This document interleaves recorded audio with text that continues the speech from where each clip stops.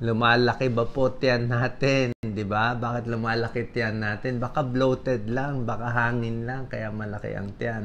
So, tingnan natin kung bloated ang stomach natin, may kabag, paano natin babawasan? Ano ba mga bad habits ginagawa natin para lumiit-liit ang tiyan natin? Number 1, dapat alamin bakit nagbo-bloating.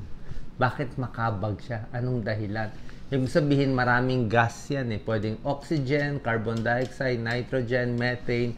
So, pwede nalulunok o nagpo-ferment yung mga pagkain natin na kinakain, kaya kinakabag. Maraming cause ng kabag, nandito yung mga cause. Tingnan natin diretso na tayo agad. Baka sobra kang stress. Kumakain ka habang na-stress ka, hindi ka matutunawan, kakabagin ka. Sobrang bilis kumain. Sobrang dami kung kumain, fast. Baka may allergy ka sa pagkain, nasisira ang tiyan mo. Yung mga nireregla, malaki rin ang puson. Mahilig sa oily foods, fatty foods, fast foods, mas magbo-bloat. Matagal kasi yung mga oily foods, matagal matunaw sa tiyan. May ulcer, pwede rin. May bulate, okay? May irritable bowel syndrome. Lagi ko nga tinuturo sa inyo, irritable bowel syndrome. Connected yan sa depression at nervyos. Makulo lagi ang tiyan. Laging makulo. So, ito yung mga possible causes bakit bloated. Tsaka, depende rin sa kinakain natin. Tingnan nyo po. So, kanya-kanyang tao, iba-iba yung katawan. Kung saan kayo nabobloat, pag yun ang kinain nyo, titigilan nyo. Siyempre, mabobloat ka sa soft drinks, di ba? Carbonated yan daming bula. O habang kumakain, salita ng salita, o very stressed, mabobloat ka rin yan. Sugars, alcohol, fructose, yan. Isa rin pong cause ng bloating, lactose intolerance. Actually, meron akong lactose intolerance. Pag tumatanda tayo, hindi na tayo makainom ng gatas, ice cream, ano pa ba? Basta lahat ng may milk products, yung mga muffin na may milk, o kahit anong luto, yung mga spaghetti na may white sauce, na may full cream milk, magtatae agad yan. At isang sintomas ng lactose intolerance, makabag, makulo ang tiyan. Alam nyo ano pa isang sintomas? Headache. May headache ng lactose intolerance. So, kung ito problema kaya bloating, iwas tayo. Pwede mga almond milk. Lactose intolerance, ito po, milk, ice cream, chocolate. Kung milk chocolate, yan ang makabag, nagtatae, stomach ache. Isa rin nagkakos ng bloating kung constipated tayo, di ba? Kung ang tigas-tigas ng dumi, every 4 days bago dudumi, lalaki talaga ang tiyan mo. Kaya dapat lakad-lakad yan. More fluid intake, may fiber, lakad-lakad para gumalaw yung bituka. Constipation, kailangan maraming tubig iinumin, more fiber, wag masyado maraming dairy. May gamot na may gamot po na nagpapa-constipate, mga nadidepress, kulang sa exercise, at yung laxative abuse, yung mahilig na mga pang-diet, pang-papayat. Ang problema sa laxative abuse, pag uminom ka nito, oo nga, makakadumi ka. Kaya lang, pag dumi mo naman, ang gagawin ng katawan, pipigilan niya yung paggalaw ng intestines mo. Mako-constipate ka. Magiging dependent ka sa mga pampapayat. Hindi po maganda yan. Ito po, bago to FODMAP diet. Okay? Ayon sa pag-aaral, itong FODMAP diet, 85% mawawala yung sintomas mo ng bloating at sakit ng tiyan kung babawasan mo itong code name nilang FODMAP. Fermentable oligosaccharides, disaccharides, monosaccharides, and polyols. So, itong mga short-chain carbohydrates, ito yung mga pagkain na nakagawa ng hangin, ng gas. Oo, medyo mahirap to. Ito yung mga pwede, ito yung mga iiwasan. Pero depende pa rin sa tao. Ito general lang to. Generally, ito yung mga pwede. Doc Lisa, focus natin. Mga carrots, bell pepper, lettuce, cucumber. Ito, konting bawas, garlic, onion. Healthy to, kaya lang pag marami daw, pwede mag-gas. Cabbage, tsaka mga peas.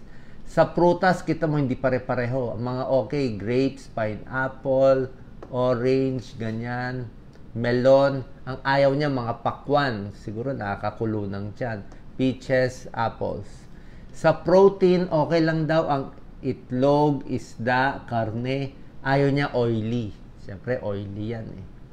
Sa gatas, ayaw niya ng gatas eh. Basta may lactose, nakakahangin eh. Gusto niya mga lactose-free. Pwede butter, pwede peanuts, ayaw niya yung mga almonds. Sa starches, ito mga Pinoy, mas okay kanin. Kanin, hindi ka daw magbo-bloat. Pero pag nagtinapay ka, nag-french fries ka, doon ka bloated. Okay? So, medyo mahirap to Tandaan po natin. Ito yung FODMAP diet, Doc Lisa. So, ulitin ko lang para hindi kayo malito. Pwede nyo isulat. Sa avoid na babawasan, baka ito cause, kaya laging makabag, laging mahangin ang tiyan mo. Pag tinampik-tampik mo, maramdaman mo naman, makabag yan eh. Dairy, gatas, yogurt, ice cream na basta may milk, tinapay, lahat ng klaseng tinapay, mas nakaka-bloat, mga beans, yung gulay, depende. Sa fruits, meron lang mga fruits na nakaka-bloat.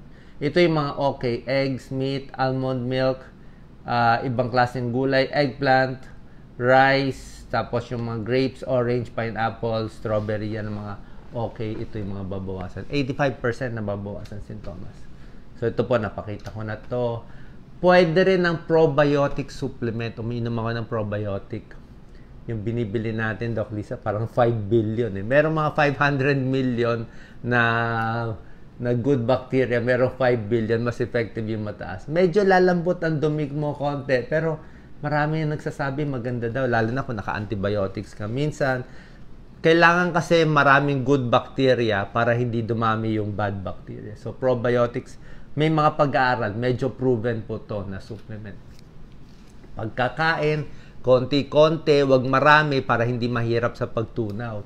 Kung masyadong matigas, masyadong hilaw yung gulay, magbo-bloat ka, mahirapan. Masyadong salty, mas magmamanas. Masyadong fatty, matagal din mawala sa tiyan. So, yan. So, yung pagkain natin, sapat lang, iwas sa mga carbonated. Alam ko, masarap yung mga soft drinks, very refreshing, kaya lang nakakabag, burp ka ng burp. Yung mga sugary at trigger foods, mindful eating, dahan-dahan lang. Tapos maganda rin, may fiber, pero yung dahan-dahan lang pagkain ng high fiber na mga gulay. Okay? So, ito yung mga pwede kainin, animal protein, non-gassy na mga snacks. Peppermint oil, siguro pamparelax ng tiyan. Nakaka-relax. May konti pag-aaral. Bawas sakit sa tiyan, bawas bloating. Yung mga chewing gum, okay? Carbonated drink, syempre lunok ka ng lunok, salita ka ng salita, nagsuswallow ka. Kaya rin, kumakain, tapos nagchichismisan, makakaswallow ka ng hangin, magbo-burp ka, magbo-bloating ka. Okay? Kaya relax lang. Para pag stress kasi tayo, more acid pinoproduce ng stomach. Do light exercise. Mas maganda lakad daw ng lakad regularly. Para mawala yung bilbil. Mawala. Huwag din magpapataba. Diba? Siyempre, pag nagpataba ka, mas magbo-bloat ka. More inflammation at lumalaki ang tiyan. Konting exercise para tumigas yung abdominal muscles, yung mga crunch.